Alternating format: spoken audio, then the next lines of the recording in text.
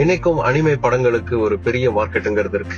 அதற்கான ரசிகர்கள் பட்டாலும் எக்கச்சக்கமா உலகத்துல இருக்காங்க. அப்படி ஒரு அனிமே ரெவல்யூஷனை ஏற்படுத்திய அகிரா திரைப்படம் முதலாக வெளியான தினம் இன்று. சரியா 38 வருஷத்துக்கு முன்னாடி 1988 வருஷம் ஜப்பான்ல ஒரு திரைப்படம் வெளியாகி உலகம் முழுக்க அதிர்வலைகளை ஏற்படுத்துச்சு. அந்த திரைப்படத்தின் பெயர் அகிரா. ஒட்டோமோ மாங்காவை அடிப்படையாக கொண்ட இந்த சைபர் பங்க் அனிமே திரைப்படம் மிகப்பெரிய அளவுக்கான புரட்சியை ஏற்படுத்துச்சு. அந்த காலகட்டத்திலேயே இந்த படத்துடைய பட்ஜெட்டுங்கிறது 1.1 பில்லியன் என்ன இருந்துச்சு. ஒரே ஒரு ஸ்டுடியோவால இதை பண்ணவே முடியல. 4-5 ஸ்டுடியோக்கள் ஒன்னா சேர்ந்து அகிரா கமிட்டின்னு ஒண்ணு அமைச்சு அதன் மூலமா தான் இந்த படத்தை ப்ரொடியூஸே பண்ணாங்க. 1,60,000க்கும் மேற்பட்ட கைகளால் வரையப்பட்ட ஓவியங்களை கொண்டு இந்த திரைப்படம் உருவாக்கப்பட்டுச்சு. தன் காலத்துக்கு முந்தைய அட்வான்ஸ்டான விஷுவலைசேஷனோட இந்த அனிமே உருவாக்கப்பட்டுச்சு. இந்த அனிமையுடைய சக்சஸ பார்த்து வெஸ்டர்ன் ஸ்டுடியோஸும் அனிமே இண்டஸ்ட்ரியில இன்வெஸ்ட் பண்ண ஆரம்பிச்சாங்க. அப்படிதான் அனிமே அப்படிங்கிற ஒரு தனி இண்டஸ்ட்ரி அப்படிங்கறதே உருவாச்சு.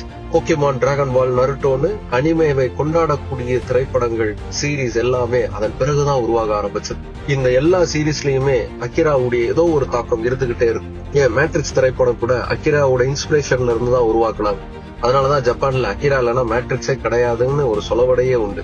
இப்படி அனிமேஷன் துறையில் புரட்சி செய்து அனிமே இண்டஸ்ட்ரிக்கு ஒரு அடித்தளம் அமைத்து கொடுத்த அகிரா திரைப்படம் 1988 வருடம் வெளியான தினம் இன்று.